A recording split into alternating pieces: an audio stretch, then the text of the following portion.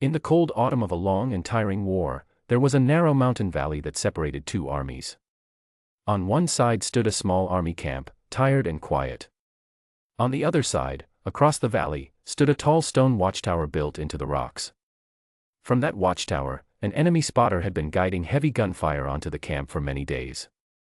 Every time the soldiers tried to rest, eat, or repair their tents, the shells would fall again, as if the enemy could see their every move. The distance between the camp and the watchtower was enormous. Officers measured it many times and always reached the same answer, nearly 4,000 meters. No rifle, no soldier, and no plan had ever worked at such a distance before. But the camp could not survive much longer under constant attack, so the captain in charge decided to try the only option left. He called for his best marksmen. One by one, 15 skilled snipers climbed the ridge that faced the valley. Each man carried his own rifle, his own notebook of wind patterns, and his own quiet confidence. Each one believed, at least a little, that he might be the one to succeed. The first soldier studied the wind for almost an hour before taking his shot. It missed by a wide margin. The second soldier adjusted his aim using the first man's mistake, but his shot also fell short. By the time the fifth soldier had failed, a heavy silence had settled over the camp. By the time the 10th had failed, some soldiers stopped watching altogether, unable to bear another disappointment. The 15th soldier was the camp's most decorated marksman, a man known for his calm hands and sharp eye. Even he returned from the ridge with his head down, saying nothing. The captain sat alone that evening, staring at a map that offered no solutions. The enemy spotter remained untouched, and the shelling continued each night like clockwork. Among the soldiers in camp, there was a young man named Aaron Vargas. He was not a marksman.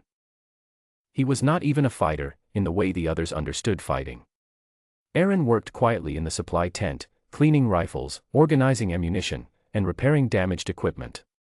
He rarely spoke unless someone spoke to him first.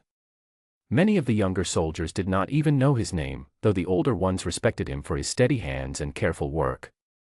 Aaron had once been trained as a marksman, years before the war began, but an injury to his shoulder had kept him from active combat duty. Instead, he had spent the war maintaining weapons rather than firing them. Still, in his quiet hours, he had studied the valley more than anyone realized. He watched the smoke from cooking fires every morning. He noticed how it bent to the left in the early hours and straightened by midday. He listened to the old soldiers talk about wind patterns in the mountains, and he wrote down what he learned in a small notebook that no one else had ever seen. On the evening after the 15th failure, the captain gathered the remaining soldiers and asked, with little hope left in his voice, if anyone else wished to try. The tent was silent. Most soldiers looked away, embarrassed by their own doubt. Then, from the back of the tent, Aaron raised his hand. A few soldiers laughed quietly, not out of cruelty, but out of surprise.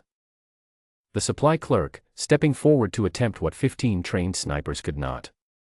The captain, however, did not laugh. He had seen Aaron work on rifles with more care than anyone else in the camp. He nodded and told him to prepare. That night, instead of cleaning his rifle immediately, Aaron walked alone to the ridge. He did not bring his weapon. He simply sat and watched the valley as the sun went down. He watched how the shadows moved across the rocks. He watched how the wind shifted as the temperature dropped. He stayed there for hours, long after the camp had gone quiet, studying the valley as if it were a living thing with its own breathing pattern.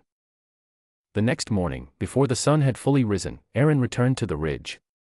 This time, he carried his rifle, a notebook, and a small cloth bag of personal tools he had built himself over the years. Word spread quickly through the camp that the quiet supply clerk was about to attempt the shot. Soldiers gathered behind the ridge, some out of curiosity, some out of desperate hope, and many simply because they had nothing left to lose. Aaron ignored them all. He found a flat stone and lay down upon it, positioning his rifle with slow, careful movements. He opened his notebook and reviewed his own observations from the night before. He thought about the curve of the earth across such a long distance, something most riflemen never needed to consider, but which mattered greatly at 4,000 meters. He thought about the slight downward pull of gravity over time, and how the bullet would not travel in a straight line, but in a long, gentle arc. He adjusted his sights, then adjusted them again. He waited for the wind to settle into a steady pattern rather than firing during a gust.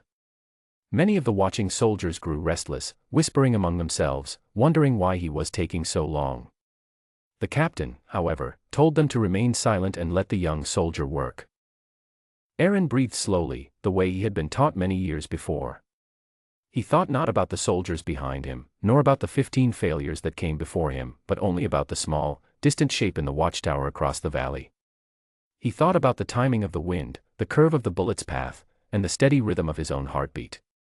He exhaled halfway, held his breath, and gently squeezed the trigger. The sound of the shot echoed across the valley, bouncing between the mountains like a distant clap of thunder. For a long moment, nothing happened. The watchtower remained still, and many soldiers feared that this attempt, too, had failed. Then, through the captain's field glasses, a small movement could be seen.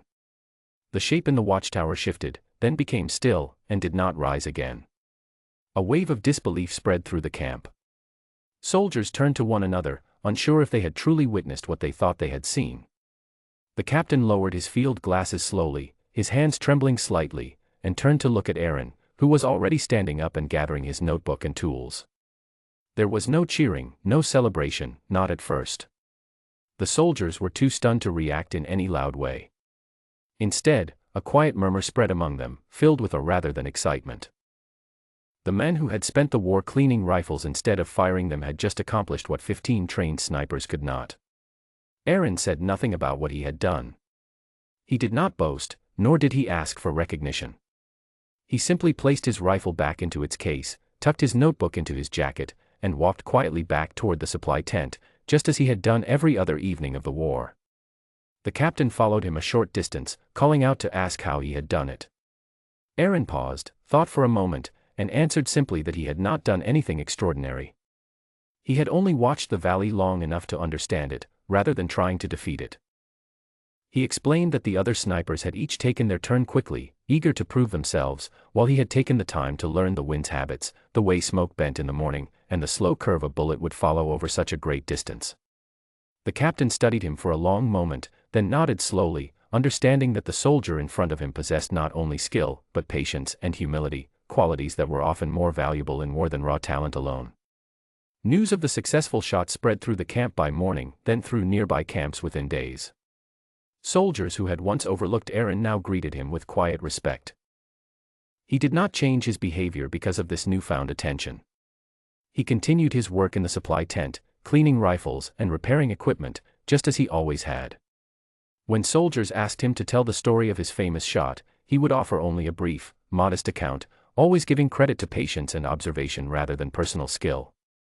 Over time, the story of the quiet soldier who succeeded where 15 skilled marksmen had failed became well known throughout the army, told not as a tale of violence, but as a lesson in patience, careful thought, and humility. Young soldiers who joined the camp in later months were often told about Aaron Vargas, not to encourage them toward conflict, but to teach them the value of observing carefully before acting, and of remaining humble even after great achievement. Aaron himself never sought fame from the events of that day. He continued his quiet life within the camp, training young soldiers not in marksmanship alone, but in patience, observation, and discipline.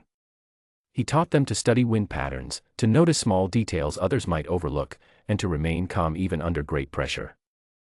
Many of his students went on to become skilled soldiers themselves, but they remembered him not for his famous shot, but for the lessons he taught them about patience and humility.